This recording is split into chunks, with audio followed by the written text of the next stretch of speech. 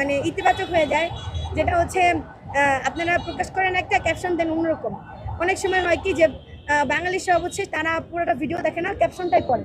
তা আপনারা ক্যাপশনটা ওরকমভাবে দিবেন যেন মানুষ মানে আমাদের কথাগুলা বা যে কোথায় কী হচ্ছে বাংলাদেশে সেগুলো যেন দেখতে চায় এবং শুনতে চায়।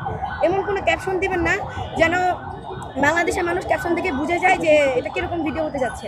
আরেকবার বলতে চাই, আপনারা দয়া করে কোথায় কিরকম কারা প্রেম করতেছে, কোথায় কোন প্রেমিক ধরা পড়তেছে, কোথায় কোন প্রেমিকা ধরা পড়তেছে, সেদিকে ফোকাস না দিয়ে আপনারা একটু দয়া করে কোথায় দুর্নীতি হচ্ছে, কোথায় খুন হচ্ছে, কোথায় কার উপরে হামলা হচ্ছে, কোথায় কার বাড়িতে আগুন লাগাইতেছে এবং কে করতেছে, তাকে আমাদের নবনির্বাচিত সরকার করতেছে নাকি ফ্যাসিস্ট সরকার করতেছে, সেদিকে আপনারা দয়া করে একটু খেয়াল রাখবেন। আপনাদের কাছে একান্ত অনুরোধ।